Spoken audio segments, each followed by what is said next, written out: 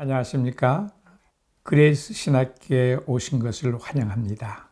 우리가 신학을 하는 이유는 성경이 하나님의 말씀이라는 사실을 변증할 수 있어야 하기 때문에 신학을 하는 것이라고 봅니다. 그런데 처음 신학교에 입문하는 사람들은 신학교에 가면 성경을 많이 배움으로 잘 알 수 있다고 생각하기가 쉽습니다. 그러나 신학교에서는 성경을 가르치는 것보다 특정 관점론으로서 성경을 보는 신학을 가르칩니다. 무엇보다도 성경을 바로 알아야 되며 졸업 후 목회자나 선교사가 되면 성경을 보는 신학을 설파하는 것이 아니라 본질인 성경을 전해야 되기 때문에 성경을 먼저 바르게 알아야 하는 것입니다. 이러한 문제는 하나님의 실존적 재증명과 관련되어 있기 때문에 성경을 문서설로 보는 자들의 도전을 받으면서도 논리적인 증거를 제시하지 못하는 것은 성경을 바르게 알지 못하기 때문입니다. 성경은 전체가 하나님의 말씀인가? 아니면 사람의 말도 들어있는가? 그 해답은 성경의 외적, 내적 의미 분석에만 가능해지는 것입니다. 성경은 창조로부터 주님의 역사 완성에 이르는 전 과정에 대한 하나님의 섭리를 말해 주는 것이며, 그러기에 성경은 하나님의 섭리의 역사를 대드라마라고 할 수 있습니다.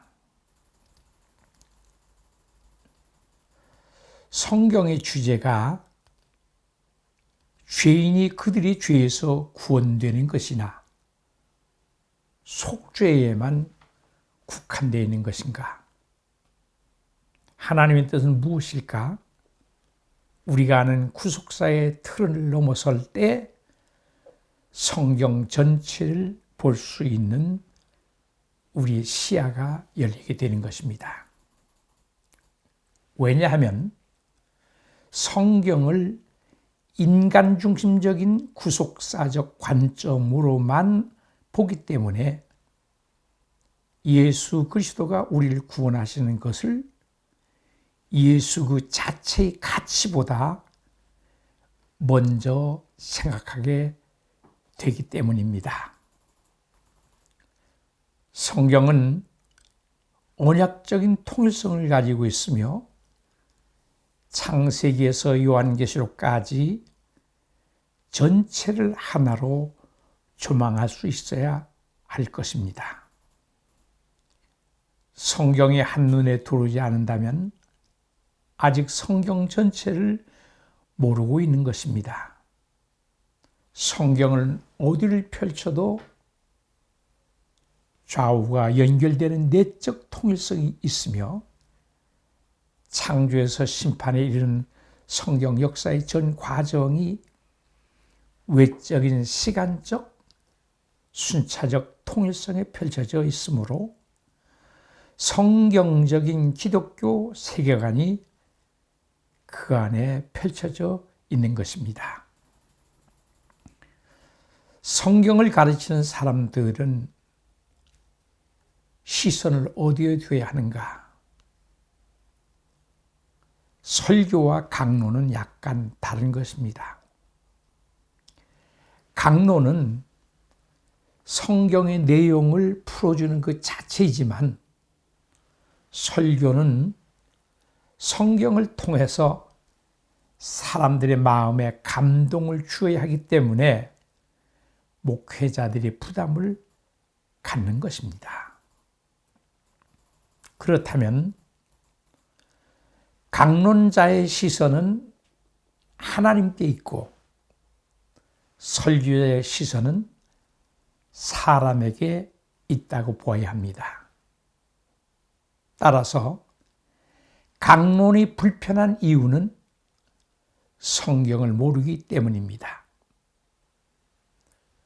성경을 알면 목회자는 설교에서 자유롭습니다. 성경은 어려운 책인가? 우리는 고민하지 않을 수 없습니다. 성경은 하나님께서 택한 백성들에게 주시는 하나님 자신의 계시입니다. 과연 성경은 평생을 보아도 모르고 지내야 하는 어려운 책인가? 아닙니다. 성경은 의외로 쉽습니다. 성경을 통해 예수 그리스도를 알면 다 아는 것이고 모르면 다 모르는 것이 되기 때문입니다. 성경은 읽으나 예수 그리스도를 발견하는 것을 하지 못한다면 읽지 않는 것과 다를 바가 없는 것입니다. 성경에 난해한 구절이 있다고 합니다. 그러나 이것을 모르기 때문에 난해한 것이고 대부분 볼 수 있고 이해가 되는 부분입니다. 육적인 세계 안에서 영적인 것을 이해하기 쉽지 않지만 따라서 성경 개론에 대한 이해가 충족되어 있어야 합니다. 그렇기 때문에 성경은 성경으로만 해석이 가능합니다. 난해한 부분들은 신앙으로 말끔하게 풀어지는 것입니다. 성경은 의미적, 상황적, 시대적, 영적, 신앙적 분석을 해야 합니다. 내용과 의미는 때로 다르기 때문에 말 속에 속뜻이 있는 것입니다. 예를 들어서 잘한다라고 하는 것은 칭찬이 아니겠습니까? 잘한다, 잘해 하는 것은 칭찬이 아니라 그것은 야단입니다. 이와 같이 성경 본문을 보면서 의미 분석으로 접근할 때 말 그대로 성경의 내용 속에 함축되어 있는 뜻을 찾는 것입니다. 내용이 축자적인 것이라고 한다면 의미는 내적인 것입니다. 누구나 내용은 쉽게 알 수 있으나 성경 속에 감춰져 있는 의미를 안다는 것은 성령의 은혜로 깨달음을 얻을 때만 전제로 해야 됩니다. 성경 전체의 개관은 단시간에 이해도 가능합니다. 이것은 우리의 지식이나 경험을 통해서가 아니라 성령의 은혜로 성경을 통으로 보는 시각이 열리기 때문입니다. 의미 분석을 통해서 성경 개론을 접한다면 성경에 대한 포괄적인 이해가 충분히 가능해집니다. 따라서 단시간에 성경 전체를 통으로 이해할 수 있게 되는 것입니다. 성경은 논리적 구조를 가지고 있습니다. 성경 개론을 통해서 그 구조를 알게 되면 성경은 단시간에 쉽게 이해가 가능하게 됩니다. 요한계시록은 대부분 사람들이 어렵다고 생각합니다. 그러나 생각보다 쉬운 책입니다. 계시록은 환난에 처한 초대교회 성도들에게 교회의 승리를 알려주어 믿음으로 담대함을 갖게 하는 교회들을 향한 계시의 내용인 것입니다. 계시록에서는 창세기에서 시작되는 타락의 역사와 이스라엘 선민 국가를 배경으로 하는 흥망성쇠와 그 시대 탄생 전 중간기의 상황을 보여주고 더 나아가 그 시대의 오심과 성령으로 세워진 초대교회의 역사와 신약교회 시대의 전 기간을 함축하여 진행되어질 역사의 내용을 보여주고 있는 것입니다. 더 나아가 하나님 나라에 대한 소개를 하면서 최후에 있을 교회 승리를 계시한 책입니다. 성경을 비유로 말한다면 두 개의 문이 존재한다고 보아야 합니다.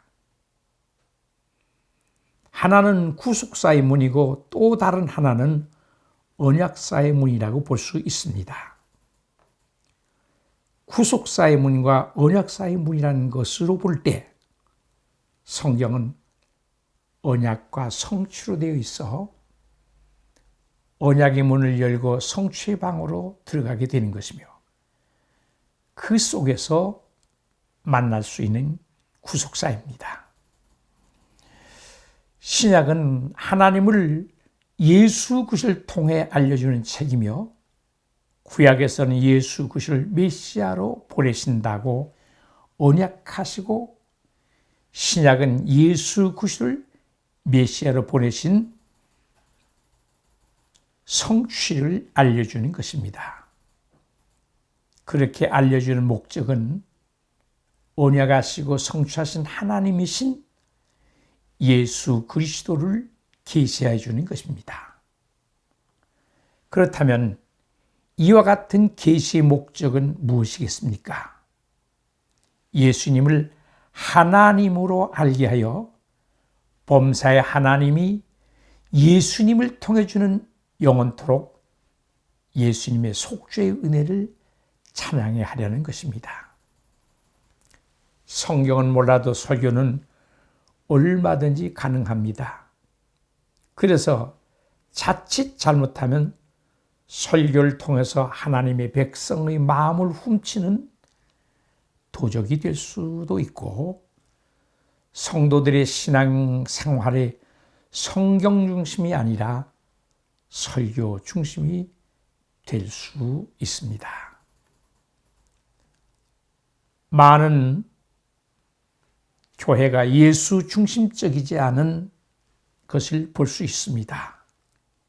이런 교회는 인본주의로 변질되고 있습니다. 이 시대의 목회자들이 그 옛날 다윗 왕궁이 백성들의 마음을 도둑질한 압살롬과 같이 될 수 있는 일입니다. 따라서 설교 중심의 부흥을 추구하는 교회가 진리 선포에 약한 이유가 여기에 있습니다. 그러므로 목사는 성경에 정통하며 유능한 교사여야 합니다. 목사의 주 업무는 설교가 아닙니다. 성경을 바르게 가르치는 것입니다. 따라서 목회자들은 성경을 바르게 알고 모든 설교에서 예수 그리스도가 누구인가를 바로 전하는 자가 되어야 합니다. 목회자는 성도들에게 성경을 바르게 가르쳐 그들을 하나님의 나라로 이끌어 주어야 할 것입니다. 지금까지 강창순 목사였습니다.